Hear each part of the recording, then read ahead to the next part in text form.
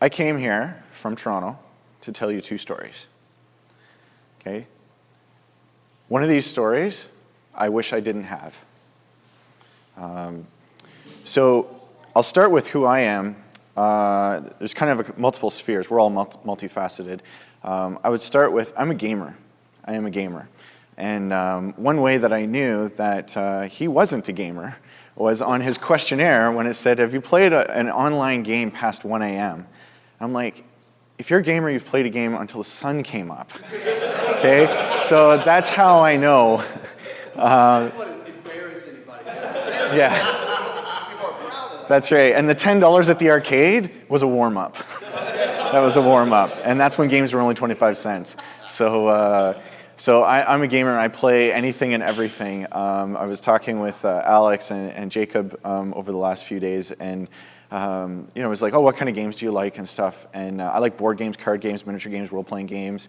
I don't really like poker very much, but I like all electronic gaming, mobile gaming, PC gaming, console gaming. I have all the consoles, because why choose? So I love all that. And obviously my game, who knows where this game is? Besides Jacob? Sure, what is it? Street Fighter. Which one?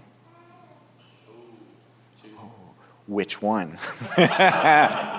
Oh yeah. It's the first Street Fighter. Because you can't pick both Ken and both people can't be Ken or Ryu, right? So I also want to show you that I have game controllers in my underwear. So I'm hardcore. Okay, so I just want you to know that. Okay, so I am all about gaming. The second thing that I am all about is I am all about Christ. He is awesome, and I like to talk about him, and I think a lot about him. And what that means within my passion of gaming. I'm also a game designer, and as a game designer, I work on educational games. Although my first game wasn't particularly educational, you can get it in the iTunes store or the Android store, and it's called Catch the Monkey. And it's a non-violent game that I tried to make for teenage girls, but it turns out everybody between 4 and 8 loves it. So totally missed the mark. If any of you know an author who's written a book or something, like for instance, Woody Allen. I watched a documentary on Woody Allen, and he is trying to make these tragic movies, and everybody's laughing. Like he doesn't see himself as a comedian. And so anyway, so I totally missed the mark on what I was trying to make, but apparently 4-year-olds to 8-year-olds just love playing Catch the Monkey and stuff. So that's nice. A pretty profound moment, which for time I'm just going to go very quickly over, was I grew up in the church, and my parents got divorced when I was 10. And what that said to me was Christianity doesn't matter, because there was no forgiveness or reconciliation in my home. And as a 10-year-old, that's the most important place to me. And so I left the church for roughly 5 years, from 14 to 19. I just wanted nothing to do with it. And it was through some other people that were able to kind of bring me back and stuff, and that's why I'm here and kind of able to talk to you. And so that concept of Christ matters in everything is something that I had pursued kind of from that initial moment. And so two things I wanted to share about that was Colossians 1, roughly verse 15, it says, "For in him all things were created, things in heaven and on earth, visible and invisible, whether thrones or powers or rulers or authorities, all things have been created through him and for him. He is before all things, and in him all things hold together. And he is the head of the body, the church. He is the beginning and the firstborn from among the dead, so that in everything he might have the supremacy." The supremacy. And Abraham Kuyper puts it as, there is not a square inch in the whole domain, in the whole universe, from which Christ, who is sovereign, does not cry, "Mine! Mine!" And I feel that's true about the gaming and the console and our money and our time and our lives and our children and just like everything, right? Everything. And so in the church, we seem to have this separation of, there's all of life and yeah, my work and my money and everything, but gaming is somehow just out there. Okay, so let's go to the next slide. So what do these two things have in common? And honestly, when I was searching around preparing this, when I saw that first picture, I was like, that reminds me of a dungeon delve. I don't know if I'm so broken that I look at a church now. And so I wanted you to see what I saw when I saw that picture. Both of those places I enjoy visiting. Okay, next slide. This is Dungeons & Dragons. This is the first story. I know a group of Dungeons & Dragons players, about 20 of them, in my area. And because there's about 20 of them, they kind of need a largish type space in order to play. And so they were renting out the basement of a church. And they would play there, I think it was every Sunday or every other Sunday, it doesn't really matter. But they were playing there for several years. And so they'd rent this church, and I don't know, it was pretty cheap and whatever, and everything was all good. Someone in the congregation got wind that someone was playing Dungeons & Dragons in their church. And they complained, and they picketed, and the church kicked them out and said, we don't want you. Now, all the guys, at least the ones that I know, are atheists. And so when the church came and said, we don't want you, that makes it a lot harder for me to go and say there's a Jesus who loves you and who died for you. I'm sorry his followers don't want you, but Jesus still wants you. That is a very difficult thing, and I see that over and over again, and that makes me angry, and that makes me sad, and it makes me stand up here and want to say something about it. So thank you for coming for this. Next slide. This is my hobby store. About 6 years ago, I was thinking about Lord of the Rings and Narnia and how these were created by Christians. The finest fantasy literature was created by Christians. And it was done in roughly the 60s, mid-60s. And what has the church done with that? This incredible, rich inheritance. What have we done with it? Nothing. Nothing is the answer that what we have done with it. So broken people have taken it, and they've done broken things. They have done stuff with it, and we've done nothing. And so I said, okay, Lord, I want to reclaim fantasy for Christ. That's what I want to do. And so that resulted over kind of a year of prayer and a whole bunch of situations that I won't go into. It resulted in this. This is a store. So I opened up this store. It's 2,500 square feet. You can see there's card games and miniature games and lots of dice, and you can hit the next slide, and we'll show you some more stuff, and lots of role-playing. We had a big role-playing section because I love role-playing because that's cool. So next slide. These are our gaming rooms. So we have 4 gaming rooms built into the store. So this is a community center in a sense. This is come on in and play games. And we have open box board games that you can come in and you can play and enjoy, bring your own games, play your role-playing games and stuff. And so we have really nice chairs. You hear Jacob, if you're spending any time with him, he's like, what's the gospel look like here? What's the gospel look like there? What's the gospel look like for a plumber? What's the gospel look like for a game store owner? Really nice chairs and a really nice table. That's what it looks like. Not the folding chair garbage and the folding table, you hit your knees all the time. That is not a gospel gaming store. So this is a giant mural, custom mural that I had created. We put there, next slide. Another gaming room. This one is David and Goliath, done sci-fi. And I think there's one more slide. No, there isn't. Okay. Anyway, so I opened up this gaming store. Okay. So my church, either I don't know through the leading of the Holy Spirit or the leading of Satan, chose me as an elder, and I was a member of the eldership for 3 years, and it was in the 3rd year that we were kind of figuring out who we were as a church. And so as part of that, we went and sat down and wrote out kind of a vision statement document that kind of defined who we are. And so one of the things that we put on there was we value integrity. And every church is going to say we value integrity. And so we kind of laid out, what does that really look like, integrity? Integrity in relationships, truth-telling. What does that look like? And so I was the one who gave the update to the church about this kind of vision document. And there was a guy afterwards. After I talked about integrity, he said, there's been something on my mind for kind of about 2 years that, I really feel almost convicted. I need to talk with you about. Would you like to get together and talk and stuff and about the Hobby Kingdom? And I said, sure. And so I went to his house, and he said, I really have a problem. I really have a problem with the fact that you carry Magic the Gathering in your store. Now, for those who don't know, Magic the Gathering is a card-based game that you play, and there's 5 colors that are part of it. Red is kind of fiery and like very damaging and kind of, I don't know, almost like an angry deck. And then there's green, which is kind of healing and rejuvenation and stuff. And then there's blue, which just messes people up. And that was a Magic joke.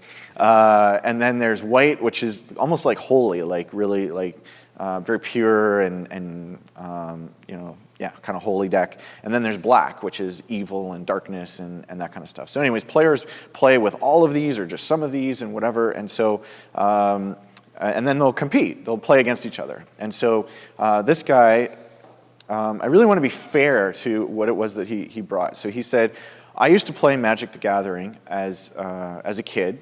And this was a gateway for me to the occult. Not that he ever went into the occult, but after playing Magic, he was like, hey, I kind of wonder what's in real life Magic. What does that look like? And so now as an adult, and I think he's like 27 or 28 at the time that he's talking to me, he is like, Magic is totally wrong. And so he whipped out the scriptures and he pointed out, here and there, and it says, no sorcerers will be in heaven, and magic is completely forbidden, and all these things, right? And so what he said to me was, why would you pretend at that which is forbidden? Why would you do that? And that question is something that I have wrestled with even before this guy brought it to me. And it was like, yeah, why would I pretend at something that is forbidden? I know from Scripture that we are not to fornicate. Sex is only within marriage. So if there was a card game of fornication and you would play cards in order to fornicate with certain people and stuff, I don't think I would play that. I don't think that I would.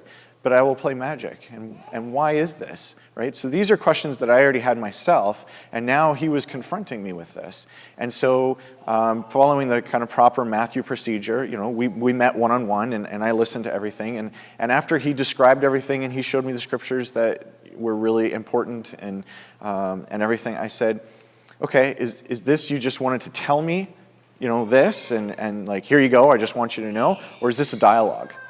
And he was a little taken back by that, because up until that moment, he just wanted to tell me. I could see him like, well, okay, I guess you can tell me your side. And so I said, okay. So I explained to him kind of my side, and I'm not going to go into that because I really want you to understand his side. And so we went through that, and he said, Thomas, magic is a mortal sin. Like, it is wrong in all forms. And it's wrong in play as well as in the real world. And so you are living in sin by playing it, and you are living in sin by selling it, and I cannot fellowship with you in the same church. And so I want to reconcile, I want to work this out, and you need to know that this guy is like a genuine believer, and he is not a grumpy guy that sits in the back and like picks things out with everybody and stuff. He's a great guy. His wife was running our children's ministry, just a solid guy. And so I was like, okay. And so we talked about it, and then I went back and I said, okay, well, I have prayed about this. What did I pray? I said, Holy Spirit, convict me. If you are using this brother to point out in my life what is sinful and wrong, convict me of that, because I need to know. Maybe I've been blind all this time, and maybe this brother who took integrity seriously, maybe the Lord is using him in order to reach me in a sense who was unreachable because I've played so many games and I wear game controllers in my underwear. So anyways, we couldn't see eye to eye on this. I said, I think this is something about personal conviction. And he said, no, this is flat out wrong. And so it went to the leadership team. Next slide. We call it the Eldership, is the leadership team. And so the issue here is that no one else on the Eldership, we had an elders of 6, knows what the heck magic is. They don't know what any tabletop gaming is, okay? We have people that are 70, people that are 50, we have divorced women, we have married guys, we have a diversity of people on there, and a hobby store owner, on this eldership, and now there's 5 other people that are part of this conversation, okay? And what's on the table? What's on the table is Thomas has to sell his store and get out of it completely, or Thomas has to stop selling a product, which is about 30% of his revenue at his store, and just, that's the call that we have to be Christians and put things on the altar. Or he cannot fellowship with me, and I have to, and he has to leave the church, or I have to be removed as an elder because he cannot be under my eldership if I'm living in sin, as far as he's concerned. And if they were to remove me from eldership by saying, yeah, actually, we don't agree with this, they actually should remove me from the church because I'm unrepentant in my sin, okay? So that's what's on the table. Now, if he leaves the church, we lose our children's ministry. If I leave the church, there were some people that were, friends of mine are kind of, like, wow, I can't believe this is happening to you, and they're going to leave the church. So this is a divisive issue, okay? And so the reason that I'm here talking with you about this is that the things that Jacob was talking about, things that Alex are talking about, are not theoretical. This is real, and it's coming, okay? It's coming. It happened to me. And we, I guess, are at the front of this, but you are going to have to deal with this in your church. You are going to have to deal with it if you're a pastor, or you become an elder, or you're a deacon. People are going to say, wait a minute, I'm not comfortable with what you're doing in your playtime, and how do we answer that, and how do we educate that? I had to do that with the eldership, but the other thing was, I didn't want to be the one to do it. Why? Because I'm biased, because I'm trying to save myself in my church, right? And keep my eldership and everything. So in one sense, the guy who knows the most was removed from the equation, right? That's terrible. So this guy presented these cards. So you can hit next. And these are some example cards that he showed to the elders. Say, this is what I'm talking about. He's selling this kind of stuff, like mind extraction. They're about to pull his brain out. Mind rot, mind wrench, and demonic appetite, right? This is the kind of stuff this elder is selling out of his store. And when the elders saw this, they're like, what kind of ridiculous card game is this? Why would anyone want to play this card game, first of all? And why would a Christian want to play this particular card game? Okay, so this is what was put before the eldership. Next slide. Now we're going to be interactive. I want you to get into consistory boards of 3. And hopefully with a stranger. Now maybe you know everybody like Jacob does. But get into groups of 3. And I want you to decide, how are you going to solve this? This is your church, and this is presented to you, and you're the eldership of 3, and you have to decide. And I'll give you 5 minutes to go with 3 people, and just you decide what you're going to do in your church with this issue. Okay, ready, set, go. Okay, so First Church of the White Chairs that I saw meeting over here. What is your position? What are you going to do? And why?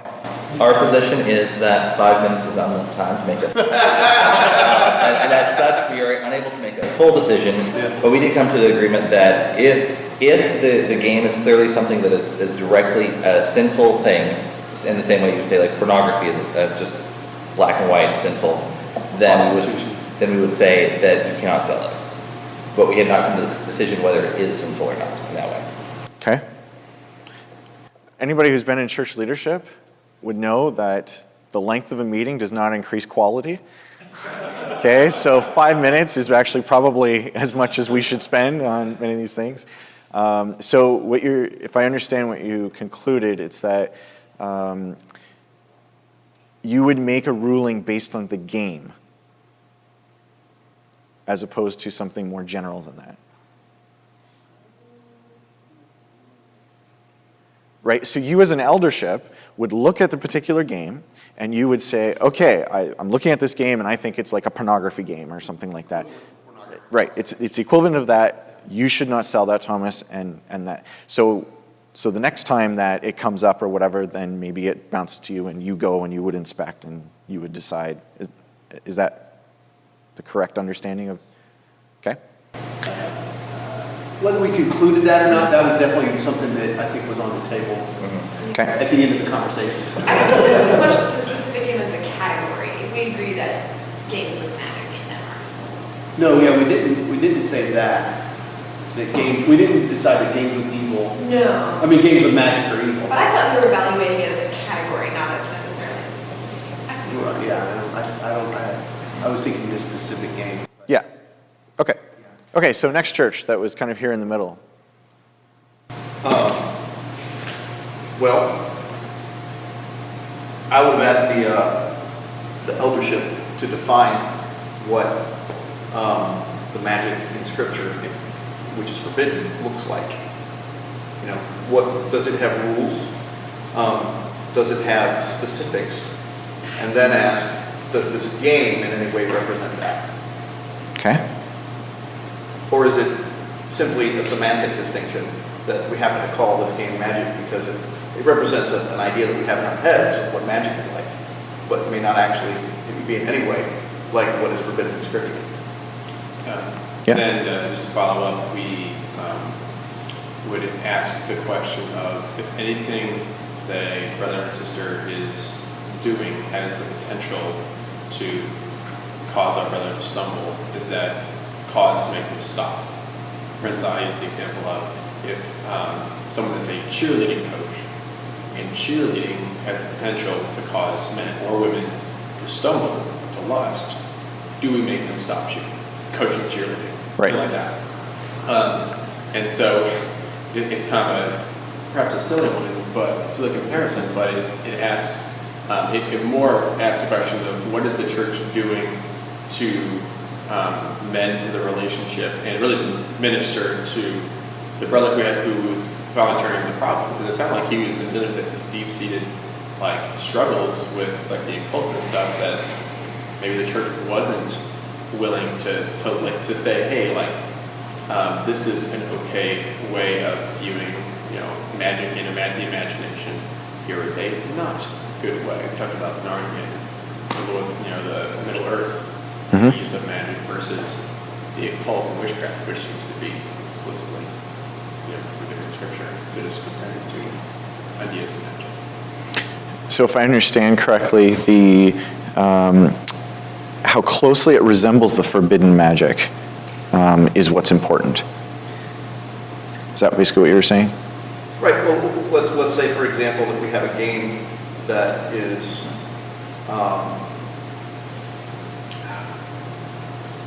moving insects around on a board, but we have called it a fornication game, right? But in reality, it's moving insects around on the board. Does the words that we use to describe it actually properly describe what it really is? Right. So you're talking about levels of abstraction. Right. Yeah. Because it is an abstract game in some sense. It's Yeah. a set of rules Yeah. that we have applied a label that we call magic to it. But if we had called it Summoner Wars, would that make a difference? Yeah. And it just seems to be more of a well-rounded, going to other elders, churches to find more information and the argument at the point that you described it is here's why I'm upset, here's why you should be upset too, and it's removing someone from fellowship is a big deal, and you can't just make this kind of decision. My question is, how do you mission people that play magic if you're going to remove someone that's an elder that's playing magic from the group? Yeah, we're right back to the D&D thing, right? Where they said, we don't want you. Get out. It just seems like if he's having a problem with the game, and I've had the experience of an aunt who disliked me playing video games before. I've pretty much had the same experience as you, but I was not a member or an elder of the church. But I explained to her, I'm always trying to find the Christ-like figures in games. I'm always trying to do the good in the game, not the evil. Okay, church at the back. What did you guys decide? I think maybe just we didn't actually reach a conclusion. That sounds like church. Church leadership, anyway. There was a number of different things that came up.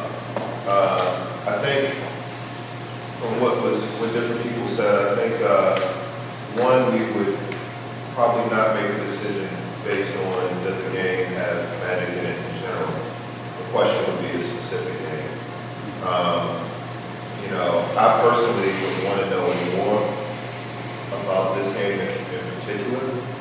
So really kind of investigate the actual, what's going on before you make such an important decision.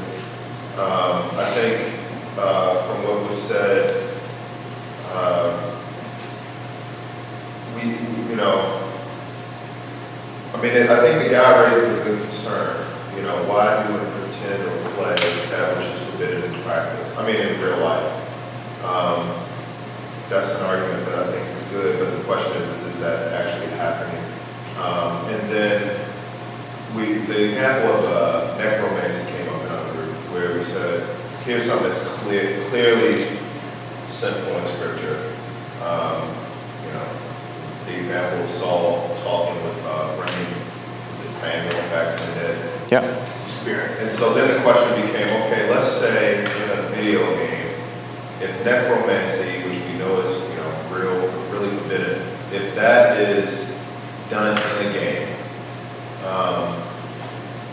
should it be allowed or not? And then the question became, well, we kind of said, well, that might not necessarily, you know, kick the game off the table, but the question would be, are you as a character performing the necromancy? Or is the necromancy the bad guy and you're resisting that? So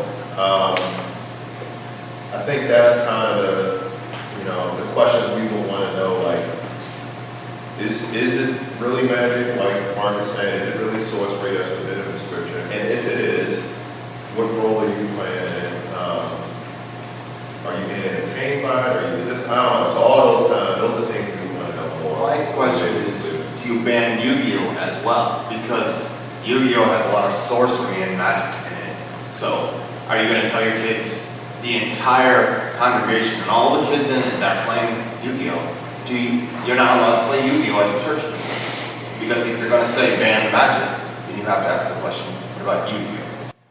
Yeah, see, this is not about playing at the church or not playing at the church. This is what you do at your home. This is what you do for fun. This is, you know, most people don't commit adultery at the church.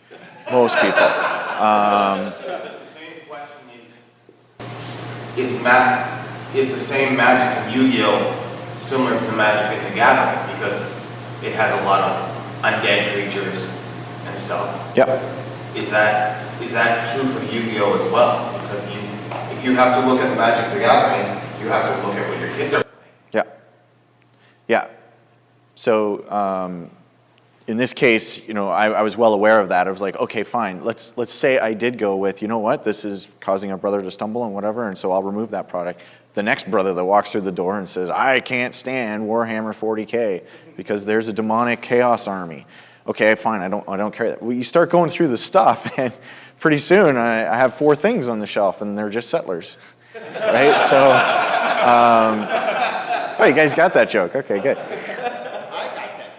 got that joke. Nice. You're leveling up. Yeah.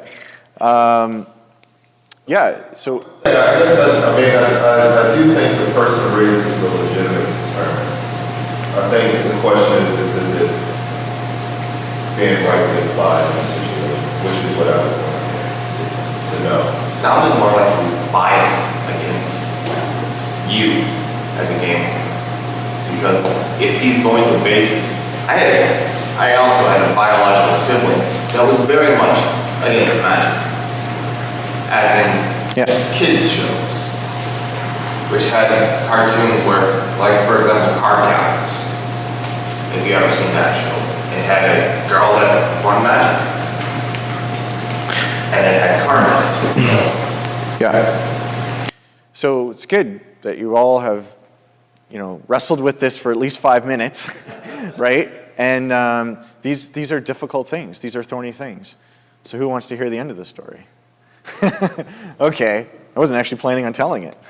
But I guess I will because it makes for a good presentation, I guess. You can kind of close it off at the end rather than leaving it hanging. So the first thing is that our church met at the office building where my store was. And so when this guy would come to church, he would sometimes park right out front of my store that had a big magic poster in the window, right? And so part of that was I said, hey, you know, if this is a problem for him and whatever, I want to be as sensitive as possible, right? And I looked to the scriptures on in Corinthians about meat offered to idols and about whether or not to eat meat and to eat meat. And like, if you know the brother doesn't eat meat, like you don't bring it out, right? Like why even and have that, in a sense, temptation or whatever, or bring the struggle forward. And so I was like, yeah, I'll take down the posters and all this stuff, right? Like we can do all that. The second thing is, one of the elders said, I know that, you're thinking maybe of selling the store at some point and whatever. Can you just say that you'll sell the store? And that'll probably be enough, right? And just be like, yes, he's divesting himself from this thing. It's going to take time, right, to find a buyer and all this other kind of stuff, right? But the general, direction is he'll be getting away from it, so can you still stay? And I said, no, I'm not going to back away from the issue through some kind of side door of, I'm going to sell the thing. We have to deal with this now. And so the next thing was we went to our denomination and we said, okay, denomination of 70 other churches, what do we do? What can you advise us with? You know what the sad truth is? They had nothing to say. They're like, we have never dealt with this. We have no idea what to do. We don't even know how to advise you. So I turned to the internet and I Googled around. Not a lot there. There's plenty of forum posts and Christians, like on ChristCenteredGamer.com, for instance. Like, there's a lot of people that are dialoguing about it, but it's like your 5-minute meeting, right? Is it definitive? No. Are there conclusions? Sometimes, no. Right? So it was very challenging, and so the big thing was that we did not, as an eldership, and now I'm removing myself from it and saying the other 5 members of the eldership were like, we don't want to get involved with saying this is good and that is bad, and we don't want people to kind of bring things forward and we become the Inquisition in order to investigate and find out and all that stuff. We don't want to do that. And so each of us is called to live out our salvation with the light that is revealed before us. We are beholden to only one. And the church is important, but the church or the eldership board is not the final authority. It's not the one. It's a mechanism. It's something God put in place, but that is not the be-all, end-all. And so the eldership decided that this is a matter of personal conviction, just like eating meat or not eating meat. And I'll still say to this day, for him to play magic is sin. For me to play magic, I do not think so. And that is after being on my knees many times and pleading with the Lord to, give me an answer either way, right? Like, I'm willing to sell the store, I'm willing to get rid of the product, I'm willing to do anything, and I want to know. Now, does that mean that you can go play magic? No, that doesn't. It just means that how I am living out my faith is, it is okay for me to be playing magic. But it also brought up the big question about, like, if you go back one slide to the cards, is that okay? Is that okay? And so these questions for me impact my work, right? This is not just church, whether I'm a member or not a member, where I go to church and stuff. I make games. I'm currently working on a board game. I'm currently working on a role-playing mobile game. I'm currently working on an educational spelling game. I'm working on a lot of different games. That's what I do. I have artists that work for me. That's what I do. Can they draw that? Can a Christian draw that? That's the question. You don't need to answer that right now. But that's what needs to be wrestled out, especially for my profession. And so these are the important questions that we need to ask and need to be answered. And so the eldership, through some of my guiding a little bit, I brought to light that in the Sistine Chapel, that's part of the Vatican, there are depictions of hell and torment. And when that was first painted by Michelangelo, people were really upset about this evilness in a sense, the holiest place in the Vatican, in the chapel of the Vatican, of all places. And so they wanted to cover it up. And so there was this controversy, but they ultimately decided to leave it as it was. And C.S. Lewis talks about this, that it's not a matter of representing evil, it's a matter of representing evil not in all its evilness, right? And so that's actually the sin, in a sense, is like when we kind of sugarcoat or evil, we might kind of lessen evil and the torment and stuff that's in this world that is coming maybe in the afterlife for some, right? Like that, it's when we kind of bring that down and say, oh, it's less. When we diminish it, that is actually the problem. So how can you represent evil? And I think the answer is you represent evil evilly. I don't have a better word than that. Evilly. And it's, if we as believers are truthful to the subject matter, then I think that's our calling. Evil should be evil. Sin should be bad. The breakdown of relationships should be sad and tragic, not, yeah, whatever, we just kind of move on and whatever. That's how Satan does relationships. That's not how we do relationships, right? So I think that evil can be represented evilly. Another thing this person had an issue with, when I brought up Lord of the Rings, and he didn't have a problem with Lord of the Rings, he didn't have a problem with Narnia, and they have magic in them, right? The White Witch, she casts spells, all that stuff. There's even other characters, good characters, that use magic and stuff in those worlds. And I said, what about that? And this was his answer to that, and this is really worthy of contemplation. Don't just take this as a soundbite and go, what a nut job. He said, those are stories, those are novels, and the author writes the story, and it has a good conclusion. And so, yes, there can be, magic users and like all this stuff, but ultimately good wins in the end. My problem with magic is they can win. And that is not representative of this world. Evil does not win in the end. Revelation tells us evil does not win in the end. So when you sit down and one of you plays evil and one of you plays good, and the evil guy wins, that is blasphemous. And you're like, that's ridiculous, it's a game. And he's like, yeah, fine, it's a game. The game should be designed so that only good wins. Evil can give them a run for their money, but the black magic deck should not be able to win against the white magic deck, because that conforms to reality and that is truthful. And I said, that would be the worst game ever. Who would ever play that? But that's not what's important. It's not important about how fun it is. It's about how we are representing Christ, how we're living out his new life in us in this world. That's what's important. It's not about the fun. So anyway, that's all I had to say about that. Or you're like, oh yeah, what happened with this guy? So the eldership wrote a position paper on fantasy and magic, and how that can be represented and not represented and stuff. And so if you'd like to read that position paper, we can make that available through Gospel and Gaming's website. And it's about 11 pages, and it has some pictures. And it's, I think, a very good treatise of this subject matter. And we gave it to our denomination, and the denomination was like, wow, this is really good and really helpful. Like, we can use this. So we make that available to anybody and everybody. Like, why did this little church in Burlington have to deal with this issue? Hopefully, to start the conversation and get things moving forward, so we can reach the 170 million or the 180 million, right? So what happened was we said, this is a matter of personal conviction. Thomas is not convicted of this. And I already told him, I said, I will live my Christian life only by my own convictions. I will not live by someone else's convictions. Somebody else is convicted by something and I'm not, and I have to adhere to that. That doesn't make any sense to me as a believer. So that's how I'm going to be. And they said, yes, this is a matter of personal conviction.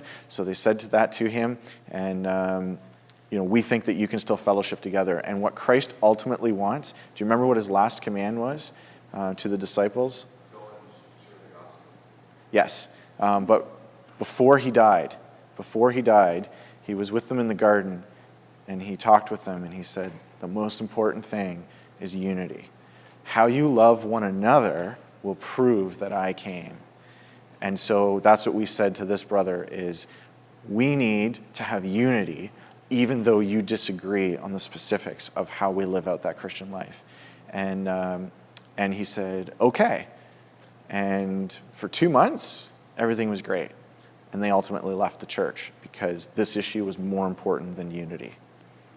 And that's a sad ending to this story. And I wish I had a better ending to this story to share with you, but that's the way that one went. And so I hope that next time if we deal with this, or when you're dealing with this, that you have a better ending to your story, that unity is what Christ really cares about. And you know what? The world does too. The world, I don't know if you've faced this, but I was having dinner with some Jewish people, some friends of my wife, and they said, in the nicest, most loving way, they said, there's like some people, new neighbors that moved into our neighborhood, and they're Christian and they're Dutch and stuff, and they said, are they the same religion as you? Are they the same denomination as you? And I had to sit there and for 20 minutes explain the splintered church to these Jewish people, and then somehow still tell them that we all believe in loving and reconciliation, and there's one God and we follow him and stuff. And that was an embarrassing, dirty moment to try to explain all these separations that we have.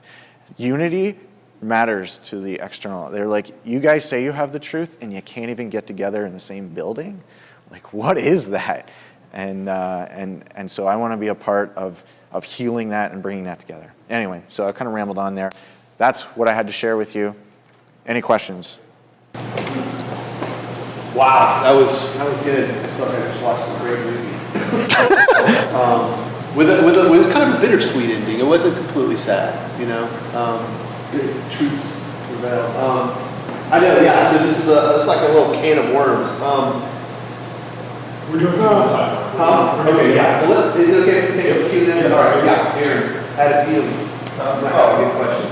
So my question would be, kind of going back to what Al was saying, for instance, with the necromancy example. What is your thoughts on, can a Christian play evil? Can they play the role? So like let's say in this game, can they be the Black Death, the Black Christ? Can you in a video game perform a necromancy, but yet in real life it be sinful? As I've kind of shared, I've spent a lot of time thinking about this, both before my church issue, and then during my church issue, and then since then. And so there's a couple of things that I've reached on this. The first thing is what this group was talking about in terms of abstraction. A lot of Christians that I read in forums and stuff usually go there. They're like, hey, shooting a fireball with putting a card down and rolling a 20-sided die, that is not the same as a fireball in real life. I don't even know if there's a real occultic spell for doing a fireball, but they're like saying they're totally different. Like you're not, if the card told you to act it out exactly as, I don't know, an occultic spell book would, okay, now we have a problem here. But because it's totally different, and you're rolling a die or whatever, it's so abstracted away, it's no longer evil. I don't actually believe that. I don't believe that, because you can play in a role-playing game and walk into the inn, and that's a very common thing in a role-playing game, and you say, hey, there's a barmaid, I want to rape her. Let's roll a d20, and the GM says, okay, if you get a 10 or higher, you rape the barmaid. I have a problem with intent, right? It's not about abstraction. It's about why do you want to do this? That's what I would say as a GM in that. So abstraction to me doesn't solve this. It only goes so far.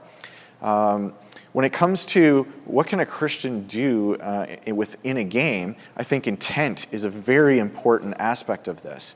The second thing is, what is the power source? And this is going to get a little technical, and it's covered in the document that I was just talking about, because this is important. In the real world, who powers the spells in the real world, whether they're curses or blessings or whatever? Who powers that? Satan. Okay, so there is satanic force, and I don't know, because I don't know anything about it, but I don't know how exactly you channel that or get them to do something for you, or get the demons to do something for you. I don't know how it works. But there's some way of using evil forces in this world to do something for you, okay, at your beck and call. Okay? So that is what I see Scripture is against. right? And there's a part where one of the kings of Israel falls off his balcony. He was probably drunk at the time, doesn't say that, but he fell off his balcony and he's like, hey, I want to know if I'm going to live and survive this. And so he's like, go to Dagon in this other land and ask, will I get better? And so they go off in order to, ask, a seer or whatever, a psychic, whatever you want to call him, right? Is this guy going to get better? What does God say? He goes and he calls Elijah and he says, what, is there no God in Israel? Come to me with those questions. Don't go there with those questions, right? So there's two power sources and God's like, yeah, don't be a necromancer, don't be a sorcerer, don't be a psychic, don't be a fortune teller, all those things. Why? Because you're going to the wrong source. Now, when you play a game like Dragon Age and there's magic in it, whether you're a necromancer magic or you're a sorcerer magic shooting fireballs, like whatever that magic is, what is the power source in that game? The game engine. Whatever that game universe says is that power source. Now, is that power source Satan and demons and that kind of stuff? The answer is no.